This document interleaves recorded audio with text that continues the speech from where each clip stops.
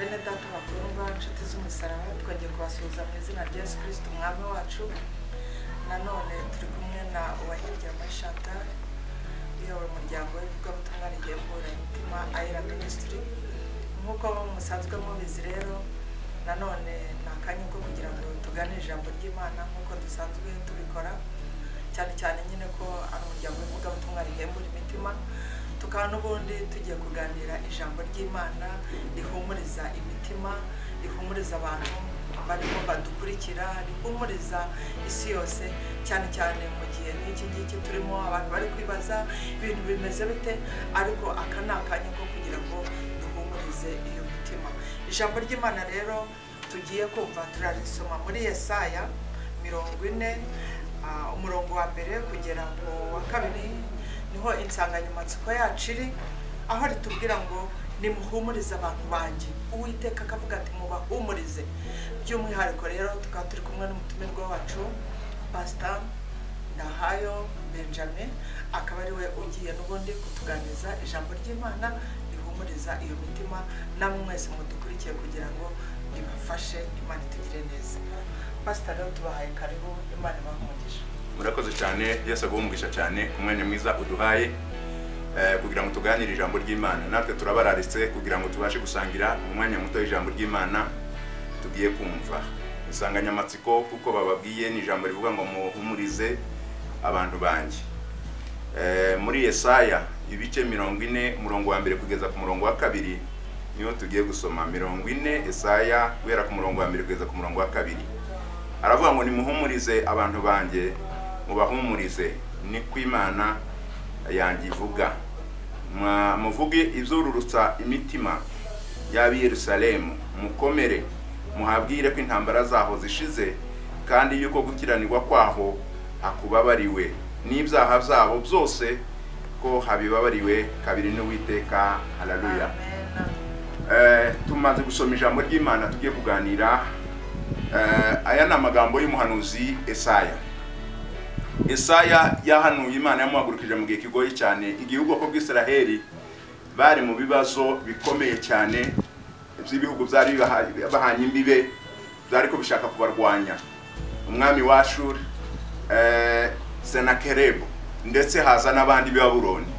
Icyo gihe rero nicyo gihe Imana yamuhagurukije, iramubwira ngo abwire ubwoko bwayo, ngo arababwira ngo nimuhumurize ngo abantu banjye, ngo mubahumurize.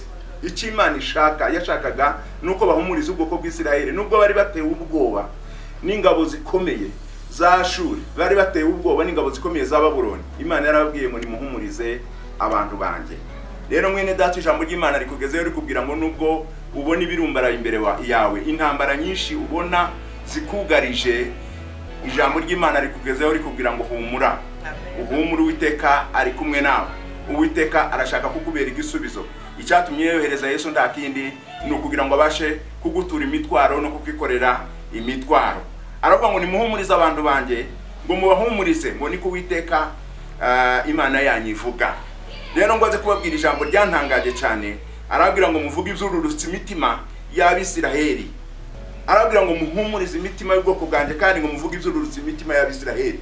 Bene data, Abisiraheli tuvuga none n'ubwoko bw'Imana, abemeye Yesu bakakira Yesu umwami n'umukiza w'ubugingo bwabo, abo ngabo nibo bwoko bw'Isiraheli. Abana b'Imana n'ubwoko bw'Isiraheli. Bibiri ijambo ry'Imana rikugezeho rikubwira ngo umutima wawe utuze, uhumurike, kuko Yesu yaje kugira ngo abashe kukubera igisubizo. Ngo aje kuvuga, aravuga ngo mukomere, ngo mubabwire ko intambara zaho zishize. Uyu munsi nguzaniye inkuru nziza yo kukubwira ngo intambara zawe zirashize mu izina rya Yesu. Yesu yaje ari kugutura imitwaro no kukuruhura, kugira ngo ubashe kugubwa neza. Ngo mukomere mubabwire ko intambara zaho zishize, ngo kandi yuko gukiranirwa kwabo hakubabariwe kabiri n'Uwiteka. Mwene data, iyo wamaze kubabarirwa ibyaha, Uwiteka akakubaraho gukiranuka, uzuhirwa cyane imbere y'Imana, kandi Uwiteka akakugirira neza. Iri yabibwiye ubwoko bw'Isiraheli igihe gukubitwa inkoni kwabo kugira ngo bajyanwe iminyago nuko babaga bacumuye ku Uwiteka. Kubabwira yuko bababariwe byabaga ari kubabwira kuko kujyanwa iminyago bitariho n'intambara batazahura nazo. mwene data nawe uyu munsi wano ncambo witeka akakurebesha ijisho ryiza ry'imbabazi maze akakubwira ko ubabariwe maze ukabasha kubona ubutabazi bw'Imana. Hallelujah. Bibiliya yatubwiye ahangaha iyo dusomye iyi mirongo dusanga Imana idubwira kudacika intege. Nubwo wahura n'ibibazo bimeze biti tugomba gucika intege kuko Yesu afite imbaraga zose n'ubutware bwose, kuko amaze kuzuka yabwiye abigishwa arabira ngo nta butware bwose mu isi no mu ijuru yawe ubutware bwo kugira ngo babashe kugutsindira intambara zawe. Muri Yohana 16:33 16 ubutumwa bwiza bwa Yohana 33 baravuga ngo ibyo mbibabwiye kugira ngo mugire amahoro muri njye. Yesu yabibwiye abigishwa arabwira ngo mugire amahoro muri njyewe. Gira amahoro muri Yesu. Nutagira amahoro muri Yesu uzayagirira hehe? Yesaya yaramubonye aravuga ngo yamubonye ngo abone ari umwami w'amahoro. Mwene data Yesu yaje ari umwami w'amahoro. Rero aravuga ngo ibyo mbibabwiye kugira ngo mugire amahoro muri njye. Ngo mwisi mugira umubabaro ngo ariko muhumureye nanesheje isi.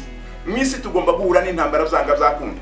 Nayo yarabivuze ngo iyo umuntu ari mwisi ngo abasa n'ufashigiye mu ntambara. Ariko icyo nshaka kukubwira Yesu yanesheje isi. Ibibazo byawe byose yarabyikoreye. Ngo aje kuvuga ku musaraba aravuga ngo byose birarangiye. Yararangije ibibazo byawe.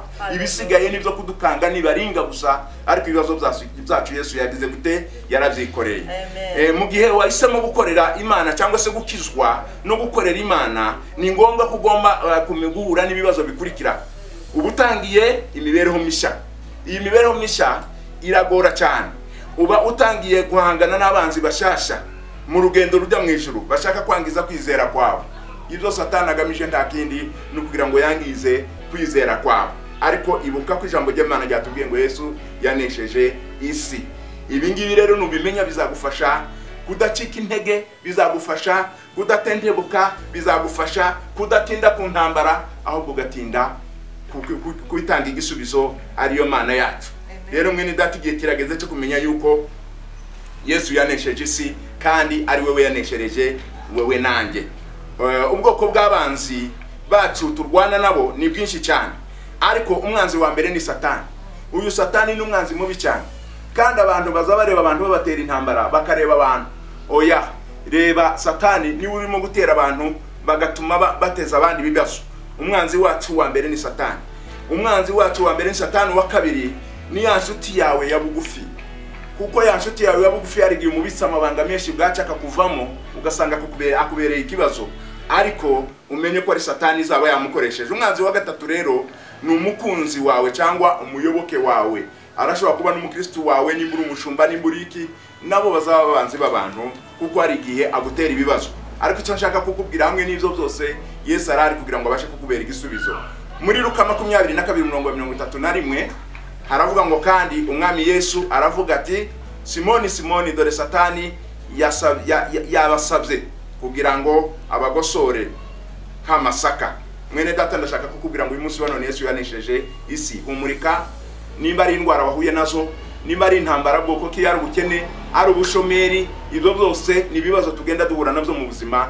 Yesu yanesheje isi, araje kugira ngo kubera igisubizo. Yesu agumugisha wakirira ijambo kandi ubashe guhumurika mu izina rya Yesu. Amen. Mana turagushimiye kuri Imana itanga ihumure. Gendera abakozi bamaze kumva ijambo ryawe, ubaye kuryakira no kwizera kugira ngo babashe kwakira ibitangaza byawe ni mu izina rya Kristo umwami wacu. Amen. Amen. Bene data bakundwa, rero murumvise ko twumvise ijambo ry'Imana riduhumuriza. Numvaga twagumya tukumva ariko ngo akaryoshye nikaguma mu itama.